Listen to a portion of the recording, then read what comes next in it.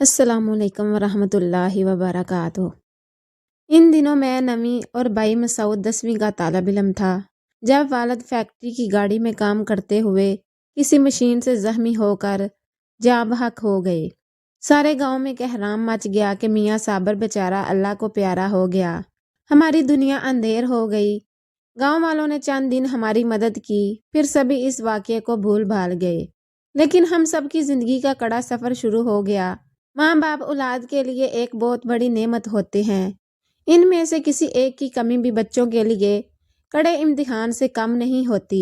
ماں ٹھنڈی چھاؤں تو باپ ایک مضبوط سائبان، جس کے سائے تلے بچے بے فکری سے اپنا سہانا بچپن گزارتے ہیں۔ یہ سایہ نہ رہے تو یتیمی کی کڑی دھوپ اور زمانے کے ہاتھ ان کا بچپن چھین لیتے ہیں۔ میرا بھائی مسعود بھی والد کی وفات کے بعد زمانے کی ٹھوکروں میں آ گیا۔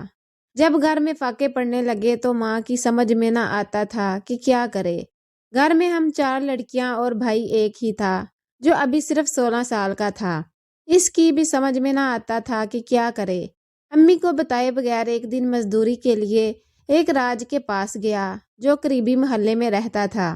اس نے کہا، تم ابھی بہت چھوٹے ہو، مزدوری نہیں کر سکتے، سارا دن محنت و مشقت کرو گے تب بھی اتنے پیسے نہیں ملیں گے کہ تمہارے اور تمہارے گھر والوں کا پیٹ بھر سکے، اس طرح تمہاری صحت بھی خراب ہو جائے گی، بہتر ہے تم کسی طرح تعلیم جاری رکھو، میٹرک پاس کر لو گے تو کہیں نہ کہیں نوکری مل ہی جائے گی۔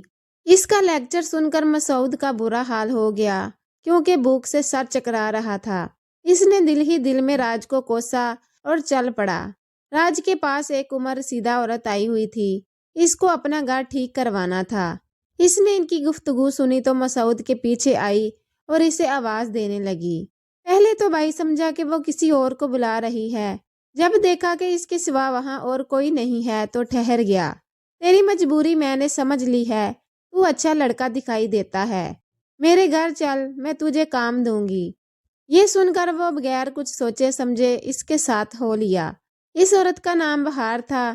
اس نے بہت شفقت سے باتیں کی، کھانا کھلایا اور کچھ رقم بھی دی کہ گھر جا کر راشن لے لینا۔ پھر بولی، بیٹا اگر تم میرے پاس ملازم ہو جاؤ تو میں تم کو اچھی تنخواہ اور کھانا پینا دوں گی۔ گھریلو ملازمت کے سوا اس عمر میں تم کو اور کوئی نوکری نہیں مل سکتی۔ فکر نہ کرو، میں تمہیں بیٹے کی طرح رکھوں گی کیونکہ میرا کوئی بیٹا نہیں، بس 2 لڑکیاں ہیں، اگر میری پیشکش منظور ہو تو کل آ جانا۔ مسعود بھوک سے نڈال تھا۔ کھانا کھا کر ہوش بحال ہوئے تو سوچا کہ جب تک رزق کا کوئی ذریعہ نہیں نکلتا یہی ملازمت قبول کر لوں۔ عورت اچھی معلوم ہوتی ہے۔ اس نے گھر میں ذکر کیا کہ اسے ملازمت مل گئی ہے، لیکن یہ نہیں بتایا کہ کسی عورت کے گھر نوکر ہونے جا رہا ہے۔ امی نے کہا، بیٹا کہاں ملازمت ملی ہے اور کیا کام کرنا ہے؟ کہنے لگا، آ جا کر بتا دوں گا، پہلے انٹرویو تو دے آؤں۔ دوسرے دن وہ بہار کے گھر گیا۔ اس نے ہوش اخلاقی سے بٹھایا اور کافی دیر تک حال احوال پوچھتی رہی۔ اسے اندازہ تو ہو چکا تھا کہ لڑکا شریف اور ضرورت مند ہے۔ مسعود اسے حالہ بہار کہتا تھا، لیکن اس عورت نے اس کو سچ مچ اپنا بیٹا بنا لیا۔ وہ اسے نوکر نہیں سمجھتی تھی۔ مسعود اس کے گھر میں اس طرح آنے جانے لگا جیسے ان کے گھر کا ہی فرد ہو۔ وہ اپنی ہر بات اور ہر ضرورت خالہ سے کہتا اور وہ فوراً پورا کر دیتی تھی۔ چند دن بعد اس کو پتا چلا کہ خالہ کی بڑی لڑکی نگمانہ شادی شدہ ہے۔ وہ کبھی ماں کے پاس رہتی، کبھی شوہر کے پاس۔ چھوٹی بیٹی کا نام حوبہ تھا، دونوں ہی خوبصورت تھی۔ بقول خالہ کے ان بچیوں کا باپ فوت ہو چکا تھا۔ نگمانہ کے سسرال کا مسعود کو پتا نہیں تھا، لیکن وہ شام کو اکثر بن سور کر اپنے خاوند کے پاس جاتی تھی۔ خالہ بہار مسعود سے کہتی کہ بیٹا ٹانگا لے آ، تیری آپا کو میاں کے گھر جانا ہے۔ وہ ٹانگا لے آتا۔ خالہ خود ہی ٹانگے والے سے بات چیت کر کے کرایہ طے کرتی۔ پھر بھائی سے کہتی، بیٹا مسعود جا، نگمانہ کو فلاں جگہ چھوڑ کر آ۔ وہ کئی بار اسے چھوڑنے گیا اور سخت پریشان ہو گیا کیونکہ نگمانہ ہر بار مختلف جگہوں پر اترتی تھی۔ مسعود نے خالہ سے پوچھا، آپا کا اصل گھر کہاں ہے؟ وہ بولی، اس کا اصل گھر ہی تو نہیں ہے، اس کا میاں کبھی اپنے بھائی کے گھر ہوتا ہے اور کبھی کسی بہن کے گھر، یہ بیچاری اس لیے ادھر ادھر گھروں میں جاتی ہے۔ اس کا شوہر بے روزگار ہے تو خالہ تم بیٹی کو اپنے گھر کیوں نہیں مستقل رکھ لیتی؟ شوہر کے پاس رہنے کی خاطر تمہاری بیٹی خاوند کے رشتہ داروں کے گھروں میں بھٹکتی رہتی ہے، یہ سب اچھا تو نہیں لگتا مسعود میاں۔ اس کا شوہر بڑا نک چڑھا ہے، اپنے رشتہ داروں کے گھر تو رہتا ہے لیکن گھر داماد بن کر رہنا پسند نہیں کرتا۔ خیر ان دنوں مسعود نہ سمجھ تھا، ان باتوں کی گہرائی کو نہ سمجھ سکتا تھا۔ جب وہ باشعور ہو گیا تو خالہ نے اس کو کپڑے کی دکان پر ملازم کرا دیا۔ کہا کہ یہ دکاندار میرا واقف ہے، تمہارا کافی وقت میرے پاس گھریلو کاموں میں ضائع ہو گیا ہے، اب تم اپنے لیے وقت نکالو، دکان سے 4 بجے فارغ ہو کر میٹرک کے امتحان کی پرائیویٹ تیاری کرو۔ مسعود کو دکان سے اچھی تنخواہ ملنے لگی، وہ 4 بجے فارغ ہوتا، سیدھا خالہ کے گھر چلا جاتا۔ کبھی کبھی دکان کا مالک اسے کچھ سامان بھی دے دیتا کہ خالہ کے گھر دے دینا، وہاں تھوڑی دیر پڑتا، اتنی دیر میں سودا سلف لانا ہوتا، خالہ کے کچھ کام کرنے ہوتے تو کر دیتا اور رات کا کھانا کھا کر اپنے گھر آ جاتا۔ امی کی مالی پریشانیاں کچھ حد تک دور ہو گئی تھی، بیٹا ہر ماہ باقاعدگی سے تنخواہ والدہ کے ہاتھ پر رکھ دیتا تھا، گھر میں سکون آ گیا تھا۔ جب مسعود کی اچھی کارکردگی کی وجہ سے مالک نے اس کی تنخواہ بڑھا دی تو خالہ نے اس سے فرمائشیں شروع کر دی، وہ ان کی ہر فرمائش پوری کرنے کی کوشش کرتا کیونکہ اس خاتون نے اس کی بہت مدد کی تھی، فاقوں سے بچایا تھا اور ملازمت بھی دلوائی تھی، وہ ان کو ماں کی جگہ سمجھتا تھا۔ برے دنوں میں خالہ نے ہی سہارا دیا تھا، مسعود آنکھ بند کر کے ان کا ہر حکم مانتا تھا۔ کبھی کبھی کپڑے کی دکان کا مالک دکان بند کر کے رات کو خالہ کے ہاں آ جاتا اور خالہ بھی دکان پر کپڑے وغیرہ دیکھنے جاتی۔ مسعود ان باتوں کا کوئی نوٹس نہیں لیتا تھا، بلکہ جب وہ دکان پر آتی تو ان کی خاطر مدارت کرنے کی کوشش کرتا۔ دوسرے سیلز مین اس کی اس آؤ بھگت کو حیرت کی نظر سے دیکھتے تھے۔ ایک دن اس کے ساتھ کام کرنے والے ایک لڑکے نے کہا، تم جانتے ہو یہ عورت کون ہے؟ اس پر وہ بہت ہنسا اور پھر چپ ہو گیا۔ خالہ نے اب اس کو چھوٹی لڑکی کا جھانسا دینا شروع کر دیا، کہا کہ مسعود بیٹا تو کچھ بنا لے تو میں اس کی شادی تجھ سے کر دوں گی، میں نے تجھے پہلے ہی اپنا بیٹا بنایا ہوا ہے تو پھر تیرا حق مجھ پر ہو گیا نا۔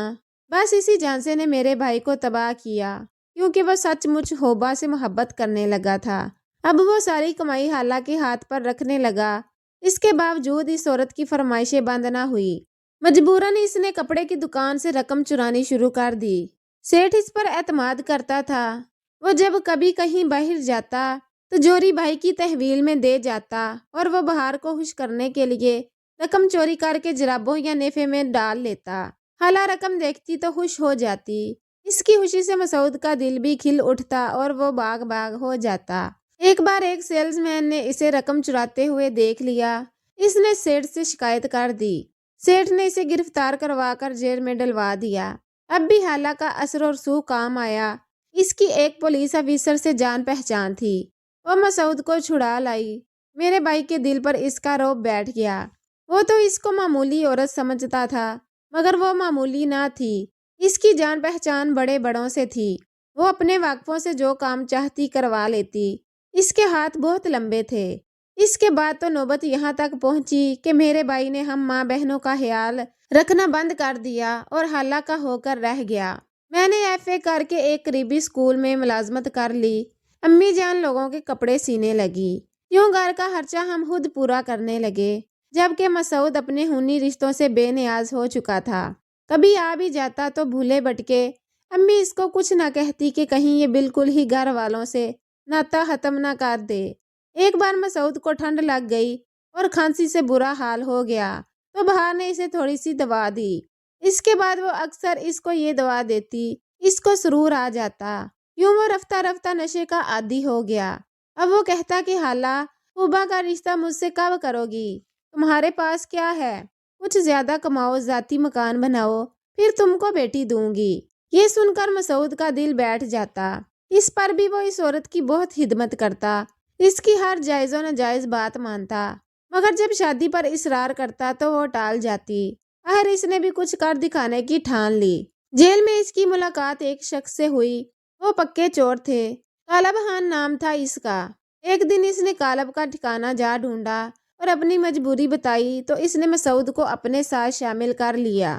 اس کا ایک اور ساتھی تھا، اب یہ تینوں مل کر چوریاں کرتے اور مسعود اپنے حصے کا مال لا کر خالہ کے قدموں میں رکھ دیتا کہ اب تو خوش ہوگی اور حبا کا رشتہ اس کو دے دے گی۔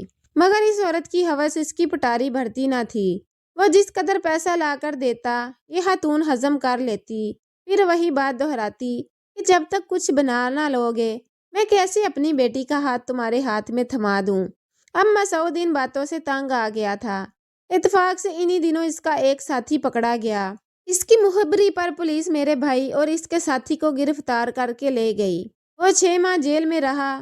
کالب کے ایک بڑے زمیندار سے مراسم تھے جس نے ان دونوں کی رہائی کرائی۔ جیل سے رہا ہوتے ہی وہ خالہ کے پاس گیا۔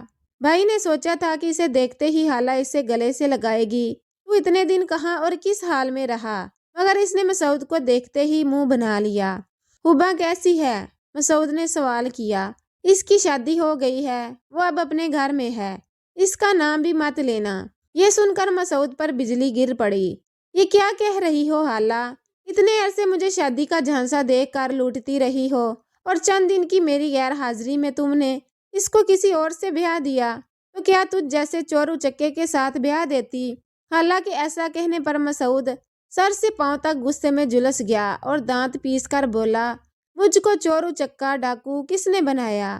مجھے جیل کی سلاحوں کے پیچھے کس نے پہنچایا؟ تم نے خالہ، میں اب تمہیں نہیں چھوڑوں گا۔ جا جا بدمعاش کہیں گا، یہ دھمکیاں کسی اور کو دینا۔ میرے پاس اتنا اثر و رسوخ ہے کہ تجھ کو عمر بھر کے لیے جیل میں ڈال دوں۔ تو باہر کی ہوا کھانے کو ترس جائے گا۔ بڑھیا کی ایسی نفرت بھری باتیں سن کر وہ غصے سے کھولتا ہوا باہر آ گیا اور سیدھا کالب کے پاس پہنچا۔ اس نے مسعود کی حالت دیکھی تو پوچھا، خیر تو ہے، کیا ہوا ہے میرے یار کو؟ بھائی نے اس سے ہر بات کہہ دی۔ وہ بولا، غم نہ کر یار، اس عورت سے ہم نمٹ لیں گے۔ تیرا دیا ہوا ایک ایک ٹکا اس سے وصول نہ کیا تو کالب خان نام نہیں۔ اس نے ایک منصوبہ بنایا اور مسعود اپنے ساتھی کے ہمراہ بڑھیا کے یہاں گیا، مگر بدبختی کے وہ گھر چھوڑ کر جا چکی تھی۔ انہوں نے بعد میں اس کے دوسرے ٹھکانے کا پتہ لگا لیا۔ خالہ بہار نے اپنی چھوٹی لڑکی کی شادی ایک امیر آدمی سے کر دی تھی اور خود بھی اس کے ساتھ کوٹھی میں منتقل ہو گئی تھی۔ یہ لوگ وہاں بھی پہنچ گئے۔ ان کا ارادہ صرف چوری کرنے کا تھا، کسی کی جان لینے کا نہیں، مگر بدقسمتی سے حالات ایسے ہو گئے کہ جب یہ چوری کی نیت سے بہار خالہ کے داماد کی کوٹھی میں داخل ہوئے تو اس کی آنکھ کھل گئی۔ وہ اکیلا ہی بندوق لے کر باہر نکل آیا۔ وہ اکیلا تھا اور یہ 3، وہ ان کے تیسرے ساتھی کو نہ دیکھ سکا۔ مسعود اور کالب تو ہاتھ اوپر کر کے سامنے کھڑے تھے اور اس نے ان پر بندوق تان رکھی تھی، مگر ان کے تیسرے ساتھی نے پیچھے سے حبا کے شوہر پر وار کر دیا۔ اس بیچارے کا منٹ میں کام تمام ہو گیا اور حبا بیوہ ہو گئی۔ بیوگی کے بعد بھی اس پر کوئی فرق نہ پڑا۔ اب نگمانہ کی طرح اس کے ٹھکانے بھی بدلنے لگے۔ فرق تو میری ماں کو پڑا تھا، جس کا جوان بیٹا 14 برس کے لیے آہنی سلاحوں کے پیچھے چلا گیا، یا پھر ہم بہنوں کو جن کی آنکھیں اپنے بھائی کی صورت دیکھنے کو ترستی تھی۔ فرق پڑا تو اس مرحوم کو جسے ناحق خنجر لگا۔ اس کی ماں کی دنیا اندھیر ہو گئی، جس کی جان بہار کی فریبی چلاکیوں کے سبب چلی گئی۔ خدا جانے وہ بدبخت بڑھیا کہیں مر گئی ہے یا میرے بھائی جیسے کسی بے وقوف نوجوان کی زندگی برباد کرنے کو زندہ ہے۔ دعا کرتی ہوں سب کے والدین زندہ رہیں، کسی کا باپ نہ مرے، ورنہ بچے یتیم ہو کر اسی طرح غیر محفوظ ہو جاتے ہیں جیسے میرا بھائی ہوا۔ وہ صاحبان سے محروم ہو کر حالات کی دھوپ میں جل گیا۔